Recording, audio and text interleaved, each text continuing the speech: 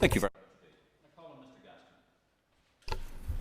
Thank you very much, Mr Deputy Speaker. And going by the debate so far, I have no doubt that the regulations before this House will be approved. But I do want to welcome that after I started raising questions on the 19th of March, DUP colleagues have joined me in making similar points the following week in committee. Regardless of the motive, there are good reasons for opposing this regulation. Northern Ireland will be the first region in the UK to have its very own Climate Commissioner. When we look at all the things we fall behind on, I do have to ask, why are we taking the lead on this? Importantly, the TEO Committee has received evidence that the Commissioner will require a budget of around £1 million per annum. It's estimated that the Commissioner will have 15 staff. I contrast that with other important bodies such as Intertrade UK, which has an independent budget of zero and an independent staff of zero. No one used the appointment of a Climate Commissioner as a reason to get this place up and running. But some unionists did claim that Intertrade UK was in that category. I would like to ask those who champion climate alarmism some fundamental questions. I have 4 questions, and we have a number of speakers who have rightly come in interventions. So I think if any of them want to come in and answer my questions as we go round, I am happy to give way. So can you provide any data on the impact of Northern Ireland on climate change? So I'll look at Mr McGuigan, I'll look at Mr Stewart, I'll look at Mr Butler, Mr Blair, if anybody wants to get up and give me that detail. Go on ahead. Okay. So in terms of the Northern Ireland specific, we have a standalone fire and rescue service. Okay?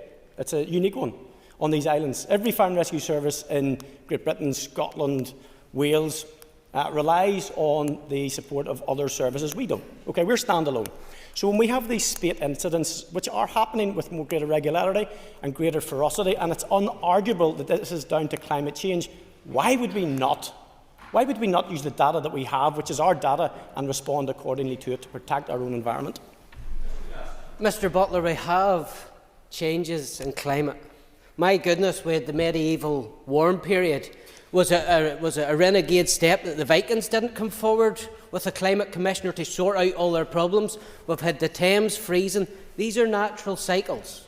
Natural cycles. Absolutely. Go on ahead, Mr Butler. So the member's strategy is to simply do nothing. We can do something, but the member's strategy is to do nothing. What sort of politics is that? We've already heard in the debate that we have a body that can oversee and look at these issues. Mr Butler isn't. He's denying the fact that there is climate. It comes and it goes, and there is changes. Mr McLaughlin. Member, give way.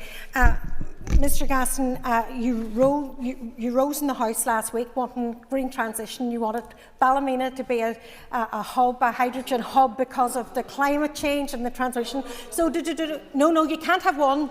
You can't have that one day and have nothing the next day. Climate change is either happening, it is a crisis, or it isn't. You can't just pick and choose your fights. As I said in the House last week, Mrs McLaughlin, indeed you were in the chamber at the time, I recognise where the economy is going, so I will make no apologies for championing North Antrim and championing Wrightbus to deliver new buses. But my goodness, we haven't heard anybody come up with a fact and figure before us here today to tell us what the benefit will be of this climate commissioner. So, question number 2. Yes, go on ahead, Mr Blair. I'll give him a figure. The water temperature of Lough Neagh has risen by over 1 degree. You've seen the consequences of that. That has been a contributing factor, not the only factor, but certainly a contributing factor. But separately, in terms of global responsibility, and I would really like the member to respond with his global responsibility, the global south, which has undeniably contributed far less to climate change than industrialised and developed areas, is in a situation where millions of people are already facing displacement from their home because of rising sea levels. Can the member define for the House his global responsibility in terms of that? Thank you very much, Deputy Speaker. I'm here to talk about Northern Ireland. Yes, the Minister talks about 1 degree, but he also fails to take into account about the mass amounts of sewage that is being deposited into Loch Ness that also has a big effect on blue-green algae, also has an effect on the quality of our drinking water. So we will go on to the next question. So how are we to access the success of this Commissioner? Nope, nobody. Take me up on that one. We'll move on to the next one. What will be the change in global temperatures if he or she is the most successful Commissioner that we could possibly have? I understand, Deputy Speaker, slightly better than medieval warming. Is that an intervention? I have no idea, Mr. Blair, if you're pointing Mr. Blair. Mr. Blair. Ah, yes, go. No, I'll give you way. didn't. Take to your feet. Take to your feet. Here. Do you want to come in, Mr. Blair? No, nothing. That's okay. I've given you the opportunity. So if the UK was fortunate enough to have the most excellent climate commissioner in all 4 nations, what would the impact be on the global scale and global temperatures be? So all those climate alarmists, all those with facts and figures, once again, give way. Ms McLaughlin, you're smiling. Anybody? Officials weren't able to answer them questions in committee. MLAs? No? No, then we'll move on. Unless and until that those questions can be answered, then this project has to be questionable. Yesterday, the Finance Minister in this House told me that it would have to examine the case put forward by the Chief Constable for the PSNI to get more funding. Who has examined the case for a Climate Commissioner against the impact the Commissioner will have on the climate? I dare say nobody.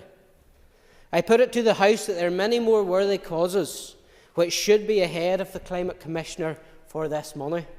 I also want to explore some fundamental factual issues around commissioners. In the TEO committee, we were told that the suggested budget of £1 million was based on what one would expect a commissioner's office to cost. The TEO committee has recently been looking at issues related to historical child abuse. We have a Commissioner for Historical Institutional Childhood Abuse. From what I have seen, she's doing a very good job and is an excellent fit for the role. Does she have a budget of £1 million?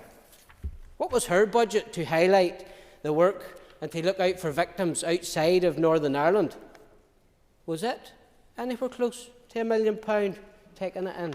Absolutely not. I would like the Minister, when she is addressing and summons up, to pick me up on that point. So furthermore, I'd like to contrast the powers of the Commissioner with those of the Commissioner for Ulster Scots and Ulster British tradition. The Climate Commissioner who will take up office should these regulations pass will have powers to, according to Section 4. So what do? Provide advice and make recommendations, undertake or commission research, publish reports, publish advice and recommendations, and publish other relevant information. When I compare that to Section 3 of the Identity and Language Act 2022, I discover the Commissioner for the Ulster Scots and Ulster British tradition has no powers to make these recommendations, no powers to commission research or publish material pertaining to his or her office, similar to the Climate Change Commissioner. Whether it's on budget or in relation to powers, it would seem that some commissioners appear to be more equal than others. Members, we all have a responsibility to steward our environment and pass it on to the next generation in better shape than we got it. Happy to give way to Mr Donnelly. There is worldwide scientific consensus that climate change is happening and is man-made, resulting from the burning of fossil fuels. Organisations such as NASA, the Royal Society and the Met Office are all very, very clear on this. Does the member know better than them? So, once again, I ask the member regarding Northern Ireland, what difference will this Commissioner make here in Northern Ireland? No answer then. So what will Members, £1 Mr. Donnelly, behave, okay?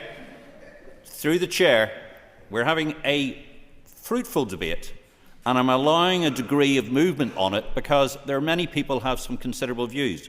What I will not tolerate is shouting across the aisles like that. Not in this place. This isn't the Doyle. Over to you, Mr Gasson.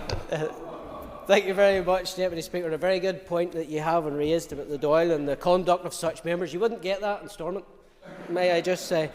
But in summing up, we all hear well and good about this Commissioner and what they're going to do. I will make a point that I made at committee. Once this Commissioner is in place, I believe that by extra bureaucracy will go in business. Mr Butler is the Chairman for Agriculture. My goodness, once the Climate Commissioner comes into place in Northern Ireland, it's going to be a devastating impact on our agri. Thank the member for taking intervention, and clearly the member is obviously a climate change denier, so accept that there. But the one point I will make is that the agri-food industry is so important to here, right? And if this region is labelled as a region which isn't fulfilling our global commitments in regards to climate change, compared to other regions, does the member accept that that will have a devastating impact on our agri-food industry, because customers internationally will vote with their feet? Well, what the net zero bill done that was passed through this place when it was rushed out the door at the end of the last mandate was basically putting a knife through a lot of our agri-industry. In years to come, our stock numbers will be slashed, and this Commissioner, I have no doubt, will add extra burden on that. Yeah. Has the member been following at all the legislation that the Minister Muir is introducing? The Department are introducing measures whereby we can meet our targets without slicing the national herd. I hope that's a commitment when this new Commissioner comes in, that that's not something indeed they'll be looking at. But to bring this segment to an end, the people that are best placed to look after our environment is indeed our farmer. And that's what they've done very well for the last number of years. No farmer wants to go out to damage the landscape. They want to have the most efficient landscape in the best shape they can have the best produce that they can produce. So I would take no slight against the agricultural industry in this place, and indeed at every opportunity I will rise to stick up for the farmer. One more. We accept the importance of farmers. They're custodians of the countryside. 75% of the land here is farmed. But does the member accept that if this region is considered a region which does not meet its global responsibilities towards climate change and environment, that will actually have a detrimental impact on our farmers in terms of marketing their produce on the international stage? As we have already heard, we have a body, an oversight UK-wide body, that is in charge of all this. Why Northern Ireland thinks that it knows best to go away and create an empire of 15 additional staff to put bureaucracy above and beyond what there already is something that I certainly don't believe is. It's not the best use. Mr Buckley. Thank the member for giving way. Would he agree with me that when we hear voices in this chamber talking about the protection of Northern Ireland agriculture and how that, if we didn't comply with targets or didn't meet the vast swathes of regulations in relation to climate change, that in some way we would be at a loss? When places like China a number of years ago were building 2 new coal plants per week. So can I ask the member, getting back to the substance, what does he feel that a climate commissioner specifically to Northern Ireland would benefit the Northern Ireland public? Thank you very much, Mr Buckley, and I hope throughout the duration of my speech that I don't believe they'll bring anything to Northern Ireland. I don't think they bring any benefit. All I believe they will bring is bureaucracy and more headaches for business and our agri-industry. So I'm very happy when it comes to the end. If I'm the only one to believe the DUP hopefully will divide the House in this, and I certainly will be voting against this Commissioner. It's not the right time. There's no need for the post, and this £1 million will be better off spent elsewhere.